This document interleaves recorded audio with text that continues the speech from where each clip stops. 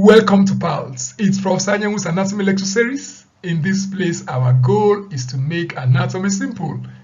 If you're just joining us or you have not subscribed, we would like you to subscribe now and be part of this amazing anatomy family where we make anatomy simple. This is the part 3 of our lecture series on muscles of the forearm. We have divided this lecture series into 4 parts. Part 1 and Part 2 are on the muscles of the anterior compartment. Part 3 is on the muscles of the posterior compartment, while Part 4 is on the anatomical snuff box and cubital fossa. So sit tight. Let's go to class. Now, in looking at this compartment, we will see the arrangement of the muscles. Now, these muscles are arranged in layers. And then these layers will be further divided into groups. Now we have 2 layers. The first layer is the superficial layer, and then this will be followed by the deep layer.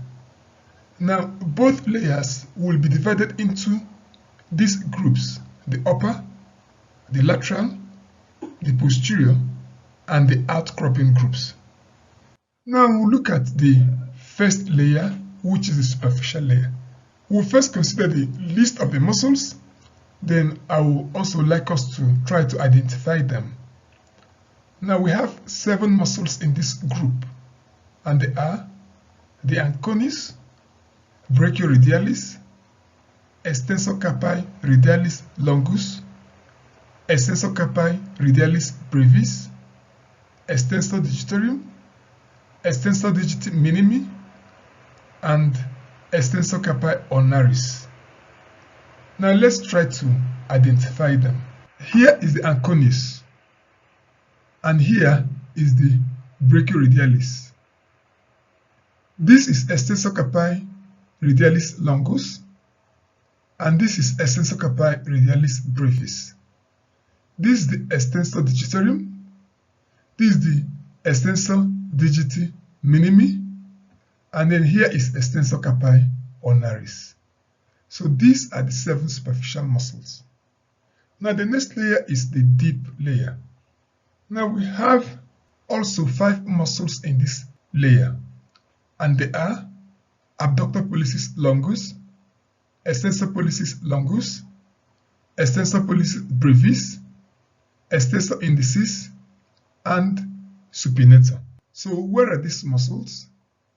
Here we have Abductor Pollicis Longus, we have Extensor Pollicis Longus, here we have Extensor Pollicis Brevis, and then here we have Extensor Indicis, and then above here we have the Supinator. So these are a list of superficial group again. Here we have the deep group. Now, you recall that these layers were also further classified into groups. In these 4 groups, we have the upper group, the posterior group, the lateral group, and the group we call the outcropping muscles. Now we'll look at the upper group. Now we have just 2 muscles in the upper group. And these muscles are Anconeus and Supinator. Now here is Anconeus. Here is Anconeus again. And then Anconeus is one of the muscles in the superficial layer. Now here is the Supinator. And Supinator is in the deep layer. So both of these muscles are classified as the upper group because of their location in the upper part of the forearm. Now the lateral group. We have 3 muscles here, and these muscles are Brachioradialis, Extensor Carpi Radialis Longus, Extensor Carpi Radialis Brevis. They are called the lateral group. These are the muscles. These are the muscles here. So these 3 muscles are found on the lateral aspect of this compartment, and they are once again that's the Brachioradialis here, that's the Extensor Carpi Radialis Longus, and then that's the Extensor Carpi Radialis Brevis.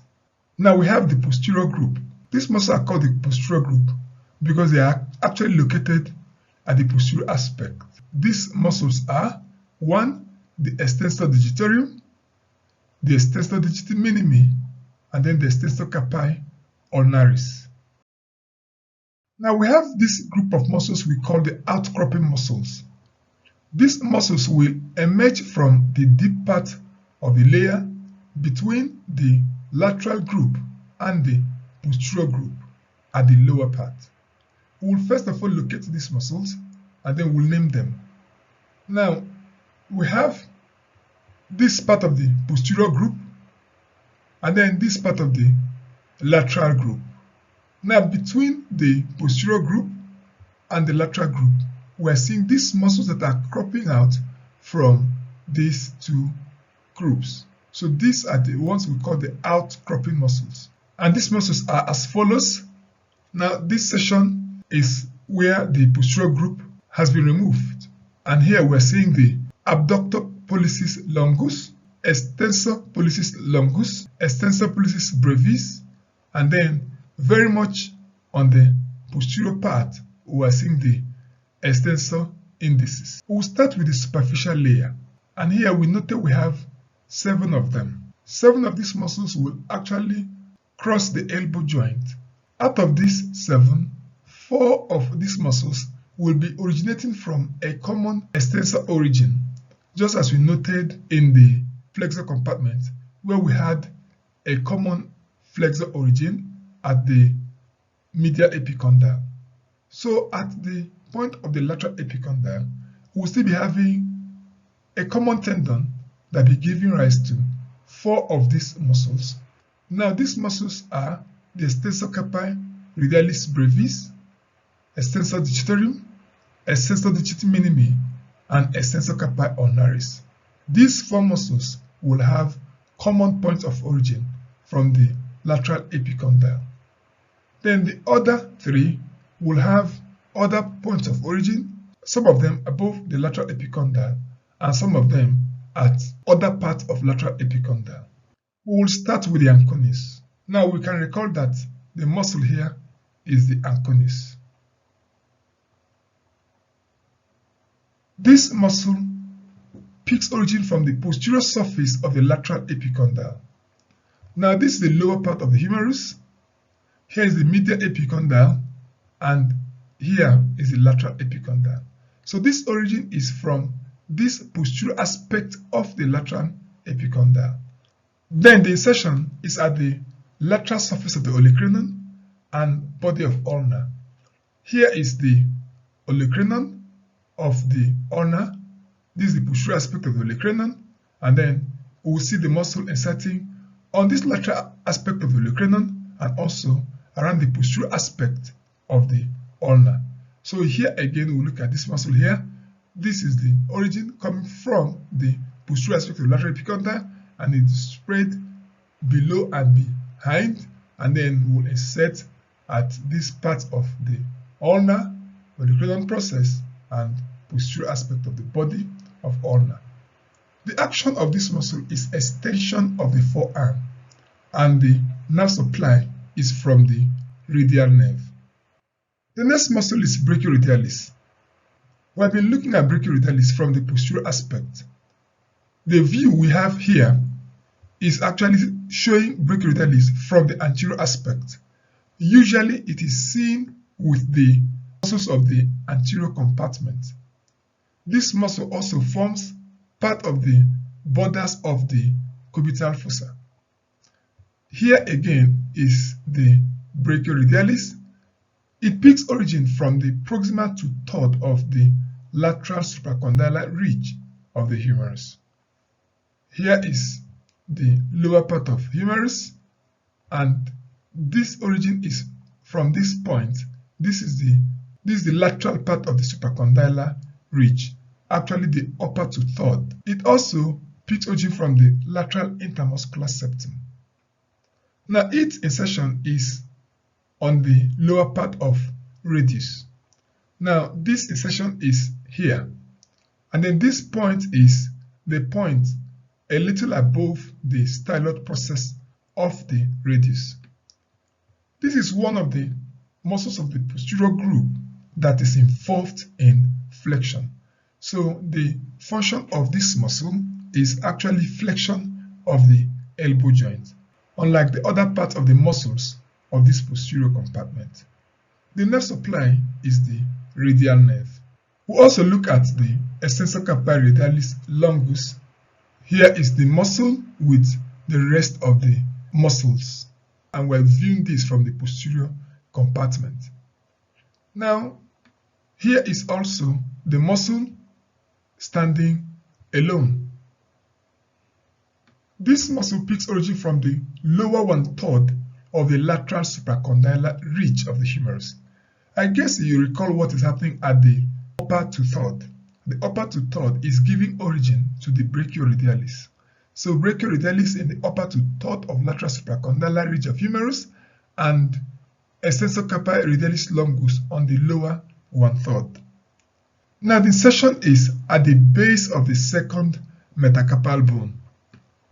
Here is the second metacarpal bone, and then this is where this muscle is inserted. If you remember, when we talked about the metacarpal bones in the part 1 of this lecture, we talked about the Flexor Carpi Radialis that we noted insert on the second and third. So we're looking at the next muscle inserting here, which is the Extensor Carpi Radialis Longus, and this is at the base of the second metacarpal here. The action of this muscle is to extend and abduct the hand. Here, this hand is flexed, and the action of this muscle is to extend the hand and then also even do hyperextension, as you can see here. It also abducts the hand. Now we're seeing this hand being abducted. So this is the function of the Extensor Carpi Radialis Longus. And the opposite of this abduction here is adduction here, moving this way. And the muscle doing this is the Flexor Carpi Ulnaris. Also, Extensor Carpi Radialis Longus helps the Brachioradialis in flexing the elbow joint, and this function is as a result of their early origin at the lower 1/3 of the lateral supracondylar ridge. The nerve supply is the radial nerve. We look at Extensor Carpi Radialis Brevis. Now this is the Extensor Carpi Radialis Brevis again, standing with the other muscles, and here we see it standing alone. This muscle is one of the muscles that picks origin from the common extensor origin at the lateral epicondyle. The insertion is at the base of the third metacarpal bone. So we're seeing the next muscle. Here is the first metacarpal bone. This is the second, and then here is the third, which is where the Extensor Carpi Radialis Brevis is inserted. Now the action of this muscle is to extend and abduct the wrist, which are the actions that we also noted in the Extensor Carpi Radialis Longus. So what actually happens here in the dissection is, as soon as you move away the Brachioradialis, underneath it you will see the Extensor Carpi Radialis Longus. The Brachioradialis will partially cover the Extensor Carpi Radialis Longus, and Extensor Carpi Radialis Longus will partially cover the Extensor Carpi Radialis Brevis. So we've seen the three muscles in the lateral group. Now the nerve supply is the deep branch of the radial nerve, which is also called the posterior interosseous nerve. We'll move into the muscles found in the posterior group, and the first here is the extensor digitorum.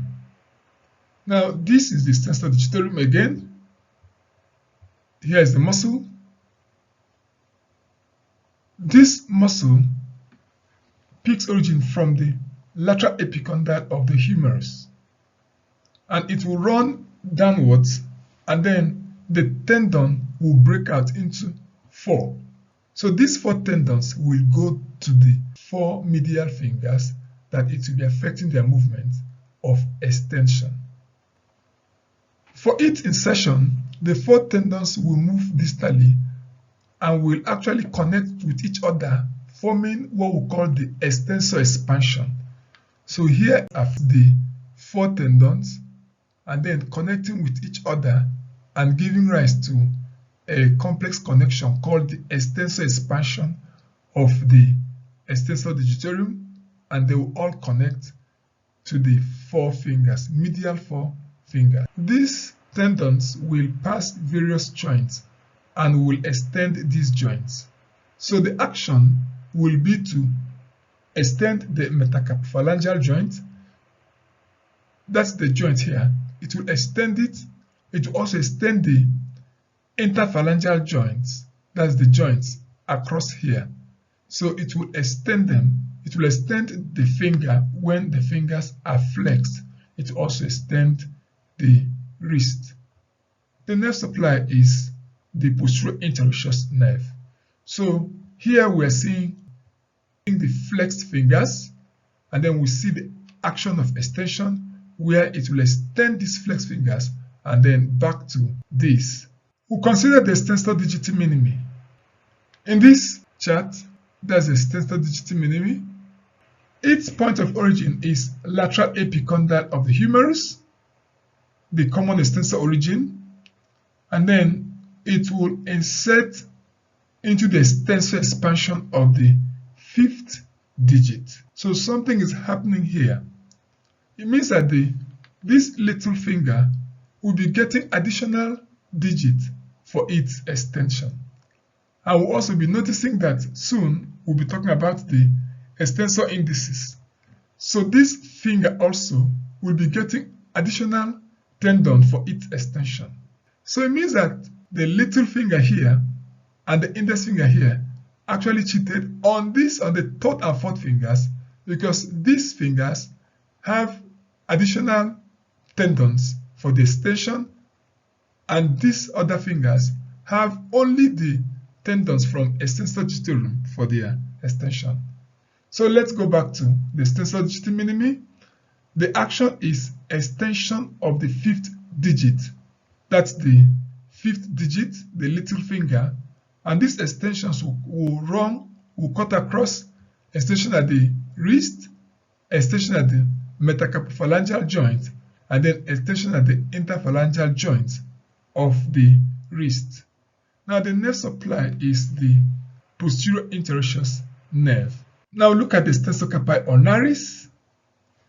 Here is the extensor carpi ulnaris with the other muscles, and here is the extensor carpi ulnaris standing alone.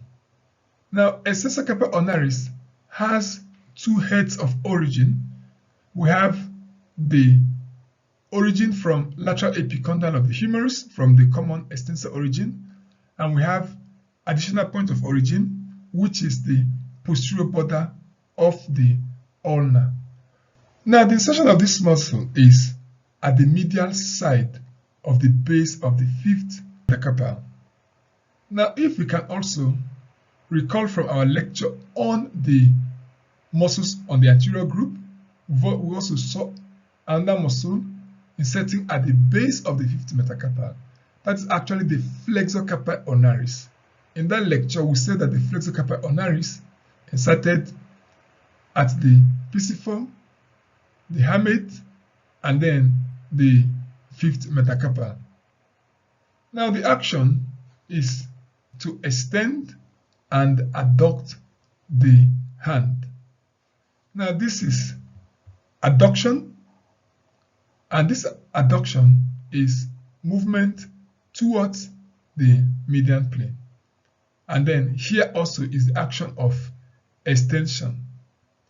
The nerve supply is the posterior interosseous nerve.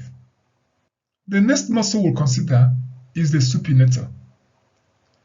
Now here is the supinator with the other muscles. It's one of the deep groups, as we noted. Now this is the supinator standing alone. will have its origin from a number of sources. First, we'll see the origin at the lateral epicondyle of the humerus. So here is the lateral epicondyle. It will pick its origin from this lateral epicondyle. It will also pick origin from the ligaments around the elbow joint. And these are radial collateral ligament and annular ligament. It also has other bony origins. It picks origin from the supinator fossa and supinator crest of the ulna. Now here is the upper part of the ulnar bone. Now this is here is the supinator crest of the ulna, and then here is the supinator fossa. So this muscle will pick origin from the lateral epicondyle, the radial collateral ligament, annular ligament, the supinator crest here, and then the supinator fossa here. In its insertion, it will insert on the lateral, anterior, and posterior parts of the proximal 1/3 of the radius. Now let's look at this diagram. Here we're seeing origin from the humerus, lateral epicondyle, and here we're seeing origin from the ulna, that's the supinator crest, and the fossa. Within these two heads, we'll be seeing the next nerve that will be entering the forearm, which is the deep branch of the radial nerve passing between these two heads. Earlier we noted the other nerves as they enter the forearm, the median nerve passing between the two heads of the Pronator Teres, the ulnar nerve passing between the two heads of the Flexor Carpi Ulnaris, and now the radial nerve passing between the two heads of the supinator. So we've seen these three main nerves entering the forearm as they enter between the heads of two muscles. Now the action of the muscle is supination. This is the prime mover of the action called supination. Nerve supply is the deep branch of radial nerve, which is also called the posterior interosseous nerve. Now look at the Abductor Pollicis Longus.